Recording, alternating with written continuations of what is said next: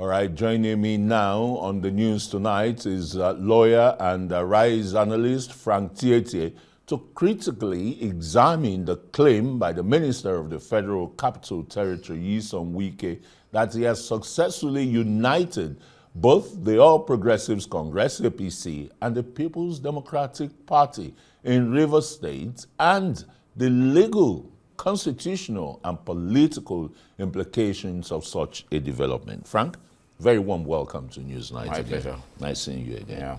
Now, Wike, I mean, from his submission, uniting two parties, and the question a lot of people keep asking, where does he belong and where does he draw his legal, powers from? Well, I think this is purely politics, and then if we have to look at the constitutional provisions of political parties and their leadership, together with the provisions of the Electoral Act, is different. But we are dealing with a figure who thrives in controversy.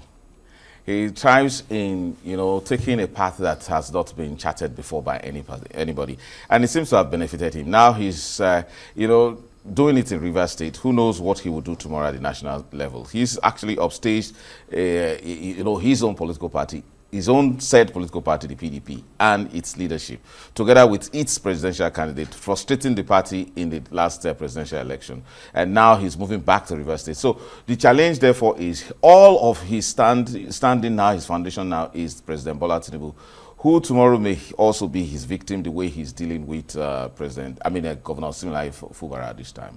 However, in terms of making that bold assertion that he has now formed a situation where he leads, because his unspoken claim is that he has both united the PDP and APC, and what he did not say is that he is the leader, because as a national figure who is the Minister of the Federal Capital Territory, who enjoys the said endorsement of the president, he believes that he wields control. All of this is the build up to the governorship election in Rivers State, whether or not Governor Sim Fubara would have a second term. So but the APC, starting with the national chairman of the APC, has stated very categorically that Fubara is the leader of the APC in Rivers State, and that again has been re-echoed by the National Secretary, Senator Bashir. So is there any contestation? The question is there any contestation here that Fubara is the leader of the party? And secondly, how pragmatic would you say Wike's politics is when you look at the political space? Well, pragmatism, just look at the time he became governor, from the time he became governor to the time he brought up Fubara and then used the courts to intimidate and harass Fubara to the point that governors came to a standstill in Rivers State. Wike counters and audaciously and by issuing warnings to the standing political leadership of the APC by telling them that he has some form of grassroots political magic wand with which he will control Rivers State. So it becomes the contestation you're referring to is that of a politician who believes that he holds Rivers State grassroots together, and that whether or not members they are in the PDP or APC, he controls them. Whether or not that's true will then be a matter that will be determined in the political field. Well, that political field is, really gathering momentum in Nigeria now, 2026 to 2027. But this is the argument of some observers, that such political arrangements which Wike has contrived may concentrate power in the hands of a few. And to what extent then can, a federal minister engage in local political engagements without coming or crossing constitutional boundaries? Oh, obviously, there is no, political power in Nigeria is actually acquired only through the vehicle of a political party. And now here's a figure claiming to have united two political parties without any formal measure, without and basing it on, you know, some kind of, you know, I would say that he went by tempting some people to defect from one political party to the other, and then using the courts to justify it, and then use the powers of the federal might to also give them some form of protection. Now he relies on manipulating the system. He relies on his own special political maneuver, which he has done very well. There's no doubt about that. He's done it. He's played, starting with G5, he negotiated power. As a PDP member, becoming a minister in an APC government that seems to have the serious, he seems to have the serious support of the president, which I think that the president is riding on a tiger by the tail, because one day this same controversial and maneuvering political figure may one day be the political undoing of Mr. President, if he one day now claims that he put the president in power, more or less, and that's the reason why the president is unable to do anything to him, and that's the reason why he feels a sense of entitlement in 2027 to also continue as minister, to the point where he can determine whether or not a governor that ought to enjoy the power of incumbency as the head of and the leader of a political party is now being threatened by a political figure who is simply a minister, a position he enjoys, by the simple pleasure of the president, using it to now threaten the political future of a governor. That is unprecedented, but he does so because he has a political history of maneuvering the system, of disrupting the institutionalization of political parties, and then having his own way. It is a lot of tests for the Rivers people to determine whether Nyesom Wike as governor and then now as minister in a far distant, removed structure from the political party that reigns in Rivers State, now is also asserting political control to the point that he is issuing warning to APC national leadership. I think something is brewing. I think the adrenaline is pumping now. Let's just, quickly go and listen to Nyesom Wike earlier today in Port Harcourt. Let me warn those who come to Rivers State because you have heard about 600 billion. You come here, you collect, and you open your mouth, you talk anyhow. I want to say it. You know, when you abuse something for the interest of everybody, some people will come out to make sure those things don't work. I said here, Victor, I want to say to you, take this message, tell your national secretary, leave Rivers State alone. Leave Rivers State alone. Go and ask those who have tried it before. Go and ask those who have tried it before. Kapenta, the killer.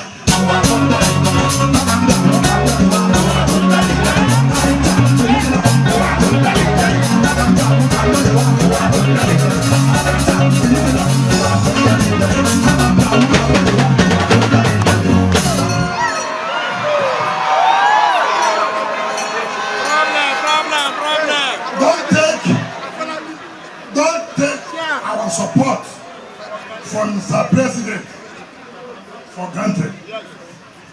You have to be careful the statement you make. You have to be careful. Today, you are enjoying in Osun. You don't know those who did the work. You open your mouth to talk about Rivers State. Anything you see, take it. Anything you see, what? Agreement is agreement. Wicked, yeah. Hate him or like him, he brings a lot of favor to the political scene. But the question will be, what are the possible legal or ethical risks where influence supersedes institutional structures? Is that what we're saying? Instability and the exaltation of a personality above institutions, above traditions, above ethical constitutions in politics, which means they no longer matter. You see, Wike's kind of political jingoism, which is a mixture of threats, and an unspoken, influence, and to some extent, management of violence, political violence that seems to come from nowhere. But we've not seen anything like that. But when in his visitation, the violence may not necessarily be only in terms of action, but what about the language? Anything when they see in quote, whatever they see, they take it. What kind of thing is that? And then, Arise News crew experienced that just a few days and ago. When you issue such kind of subtle threats as a way of gathering some political storm, and again, I think that a lot of blame goes to the doorstep of Rivers State political class. Even the current governor, even though he appears to be the very mild-mannered and gentleman, I think that much of the leverage Wike has is because he has gone very much unchallenged in Rivers State. Look, what is real political figures in Rivers State that should challenge Wike that are not really living up to the bidding? Where is former governor Rotimi Amechi? Where is Tony Cole? Where are all those persons who should actually serve as leaders? I can excuse former Governor Peter Odili. He is becoming an old man. But I think if Wike is this jingoistic, where is Rotimi Amechi should also stand up? Whether he as an ADC member or as someone who could also say, look, he is coming with some political, I would say, capital. Yes, of being in PDP or being in APC and now romancing with ADC. And then also gathering some political followership. In Rivers State today, Wike seems to be, ensconcing himself as the one who determines, who has exalted himself above the norms, the political norms of even Nigeria. As bad as politics is, he now issues threats to both the leaders of PDP and APC, and then issue warning that he is in control and then issue boundaries. That is uncalled for, and then it's only been possible because of Rivers State politicians that I think that are docile, that I think that are probably enchanted by Wike's largesse, and which I don't know the source anyway, but I think that the man seems to have command a sort of magnet that that demands the respect and following of these politicians in Rivers State. I was just going to talk when you said the wider implications, and when you looking beyond Rivers State, I mean the kind of political braggadocio, as some people would call it. What wider implications, might the evolving political behavior have for Nigeria's democracy, particularly in terms of governors' accountability, opposition, legitimacy, and future elections? Governors are usually very powerful in their domains, politically speaking. It's just that we have an unusual figure now who is so tenacious to his days as governor and now as minister. His case is slightly different.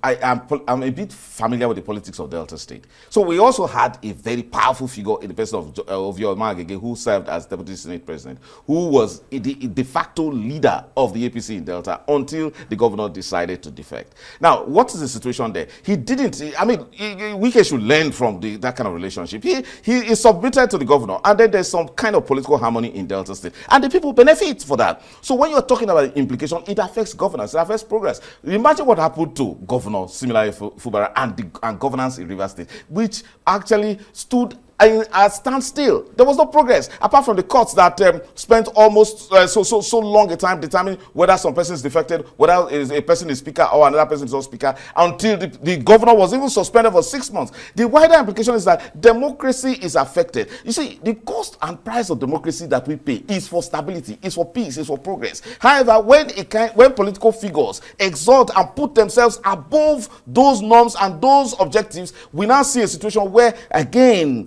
where persons can use some kind of prebendal politics to influence the system and disrupt it to a point where we can no longer have a governor determining whether or not he can run a second term. It's an uncertainty that we, again, brews violence. And that sort of violence that Rivers State is noted for is not good. So for Nigeria, the rest of Nigeria is watching. And the president may not just think that he's in his cocoon in Abuja, watching that the trouble is not going to touch him. If Wike he is able, as minister, to issue a mild threat to the president that, look, do not take my support for granted, because I could withdraw it in 2027 and that would be seriously consequential. With the kind of politics Wike plays, nothing stops him from even going back to Atiku to form one kind of alliance. Nothing stops him from saying he made President Tinubu, he made it to win in 2023, and then he can be his undoing, at the same time bring another person. The man sees himself with some megalomaniac tendency, perspective, that he believes that he can do and undo. Somehow, it is time for us to define Wike, or else he will define something for this president, and this president might find it too late, because we have a political figure that seems to have maneuvered federal politics, local politics, and now he's claiming to do something that has never been done before. He has coalesced two political parties that are at war in a manner that he says that is informal, yet he claims to be in control. And either issues warning to the leadership of the two political parties to be careful, or else he will wield the big stick. Imagine that a minister who can be sacked tomorrow just by the word of the president, commanding that kind of influence, simply shows that the man has something that he's using to hold our president, and that is not good for our president and our democracy. Our president should not tolerate certain kind of figures.